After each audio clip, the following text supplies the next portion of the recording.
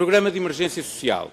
A situação requer a implementação de um Plano Nacional de Contingência em cooperação com os parceiros sociais e a sociedade civil para uma resposta imediata e coordenada para mitigar as consequências da crise. Isto podia ser a exposição, e é muito parecido com a exposição de motivos do projeto de resolução que o CDS apresentou na semana passada e que foi rejeitado neste Parlamento, mas é o ponto 19 das recomendações da Comissão Europeia, hoje transmitidas ao Estado português. E, portanto, o que eu quero perguntar à Sra. Ministra é se a existência de um plano de emergência social que, tal como refere a Comissão Europeia, que envolva todos os parceiros, que envolva a sociedade civil, no fundo, que reúna todas as sinergias existentes e que possa dar resposta às questões mais urgentes, vai ou não vai existir em Portugal como tal. E, portanto, se aquilo que foi rejeitado na semana passada no Parlamento por ser proposto por partidos da oposição, designadamente não só o CDS, mas também o PSD, agora que é proposto como urgente e necessário pela Comissão Europeia, vai ou não ter uma reanálise por parte do Governo. Porquê? Porque é que é importante este plano de emergência social multidisciplinar e transversal? Porque há áreas que, integradas nesse plano, podem ter muito melhor resposta do que aquela que terão isoladamente. A questão da carência alimentar e da reativação da rede de cantinas sociais. Uma coisa é a resposta isolada de cada cantina social, outra coisa é a reativação dessa rede nos termos em que funcionou no passado, com sucesso reconhecido pelas entidades e pelos utentes. O que eu pergunto é se vai ou não vai haver este tipo de resposta e esta reativação. A questão dos idosos. Os idosos ficaram numa situação de especial isolamento durante este período, com o encerramento de centros de dia, de centros recreativos, de universidades séniores, de universidades de terceira idade. A ligação que tinham à comunidade durante este período ficou claramente excluída daquilo que é o seu dia-a-dia e não está ainda reiniciado. O que eu pergunto é também se no âmbito de um programa de emergência social não faz sentido criar uma rede de emergência e de apoio domiciliário para que esse apoio, agora que a situação de maior urgência do ponto de vista da saúde pública já vai estando controlada, para que estas pessoas possam ter acompanhamento no seu domicílio antes de terem a possibilidade de voltar a estes equipamentos que referi anteriormente. Depois a questão do emprego e desemprego.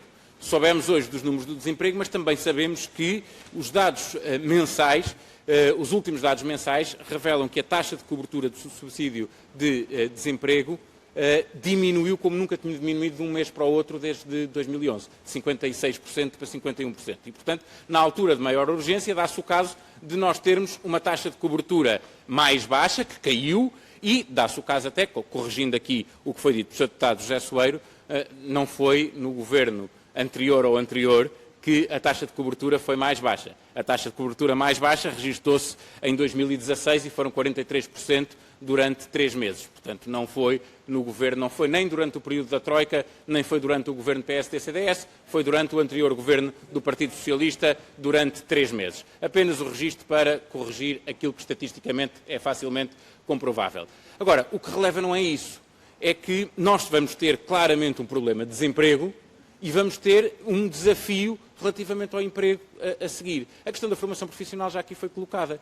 Como é que o Ministério pretende inverter aquilo que foi a lógica da formação profissional nos últimos anos, primeiro com as cativações e depois com o fraco investimento, para que nós possamos ter uma reconversão de trabalhadores para que o desafio da digitalização, o desafio de uma economia mais verde que continuam a estar no âmbito das prioridades da Comissão Europeia e dos apoios que virão para a economia portuguesa, como é que nós vamos qualificar a nossa mão de obra para poder responder a esse desafio. E nesse sentido perguntava também, sabendo-se já mais alguma coisa esta semana sobre aquilo que será o SURE, o Programa Europeu de Apoio para esta área, como é que o Governo português, uma vez que a margem de discricionariedade é grande para os Estados-membros, o desenho não é feito ao nível central europeu, é permitido fazer-se ao nível de cada Estado-membro, quais serão as prioridades da aplicação do SURE em Portugal, quais serão as prioridades do programa do Governo para o combate ao desemprego e para a qualificação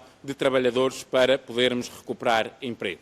Tentando cumprir o tempo que está estabelecido, a última questão tem a ver com o apoio ao setor social. Não está em causa o acompanhamento que a Sra. Ministra tem feito, as reuniões que tem tido, não pomos em causa isso. Tínhamos tido já uma discussão aqui na audição anterior relativamente à atualização dos acordos que foi feita este ano. relativamente àquilo que é o impacto da inflação, àquilo que é o impacto do aumento da retribuição mínima garantida e ao aumento de 3,5%, que claramente não cobre esses aumentos. Obviamente que as IPSS neste momento estão em pior situação do que estavam no início do ano, quando estes aumentos se verificaram, e mesmo quando foi definido o aumento de 3,5%. A Sra. Ministra assumiu aqui no Parlamento, na audiência anterior, o compromisso de fazer uma nova revisão deste valor. E, portanto, para terminar, a minha pergunta é muito clara. Os 3,5% são insuficientes? Quanto é que vai aumentar mais a comparticipação do Estado nestes acordos e quando é que será feita essa revisão? Muito obrigado. Em relação às questões que colocou sobre o programa de emergência social, nós de facto estamos a trabalhar num programa transversal económico e social para uma resposta rápida para conseguir fazer face também aos momentos que vivemos. Penso que temos conseguido, a cada momento, implementar medidas extraordinárias para responder à situação e, portanto, é nesse sentido também que estamos aqui com esta construção deste programa transversal para responder às várias dimensões, económica e social, que sabemos que as duas precisam também de estar articuladas para garantir que temos resultados eficazes. Em relação às questões que colocou do SURE, por exemplo, dar nota que os ministros de Trabalho europeus tiveram aqui também um papel importante do ponto de vista de garantir que era construído este programa de resposta da União Europeia. Foi, aliás, por parte de todos, tivemos a trabalhar conjuntamente para que isto fosse um programa que respondesse à situação e aos problemas transversais que se vivem neste momento a nível europeu. Aliás, a situação é transversal em termos de necessidades também de financiamento para as áreas do emprego e da formação e da reconversão. Como sabe, o programa SURE foi ontem aprovado, tem um âmbito mais ou menos lato no sentido da construção das respostas que podemos ver financiadas através deste instrumento, que é um instrumento de financiamento, não é? Reembolsável. E é neste sentido também que o próprio também programa de emergência social e económica que estamos a construir também estará também aqui a olhar para estas possibilidades de financiamento. Como sabe, o programa SURE permite aqui o enquadramento, nomeadamente das medidas semelhantes ao layoff ou à redução do horário, mas também aqui outras medidas de apoio à formação. Neste momento o que nós estamos a fazer é um reforço de todos os programas de formação que estavam já em curso, nomeadamente um reforço e uma aceleração dos programas de formação que estavam em curso, nomeadamente com o foco naquelas que são os programas de reconversão de trabalhadores e também de capacitação digital. E a terceira área de programas dirigidos a populações mais vulneráveis. Portanto, 3 grandes áreas de intervenção em que estamos a trabalhar e que estamos, neste momento, exatamente a reforçar estas dimensões.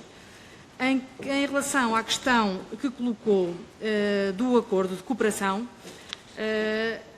eu relembro que o acordo de cooperação já viu este ano um reforço de 59 milhões de euros. Se olhar para o valor, os acordos de cooperação em 2015 o valor era 1.351.000. Neste momento, em 2020, é 1.621.000, mais 270 milhões de euros face a 2015. Ainda assim, excepcionalmente, face ao momento que vivemos, implementámos já no último mês e meio várias medidas para reforço das respostas sociais com custo direto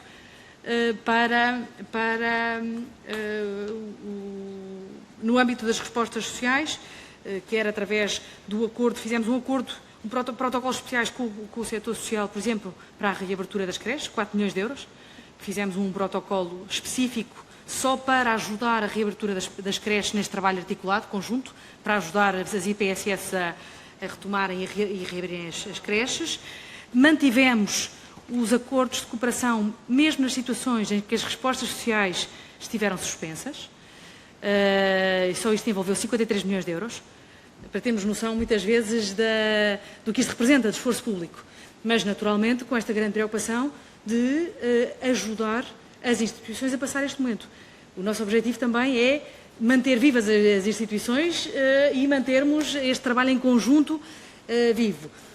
Outra questão também que foi colocada, a questão do apoio domiciliário. Também fizemos outra coisa, que foi flexibilizar as respostas sociais, permitindo que as instituições redirecionassem as suas respostas para públicos mais vulneráveis nesta fase. Exemplo concreto, redirecionamento para o serviço de apoio domiciliário, com o consequente pagamento do diferencial.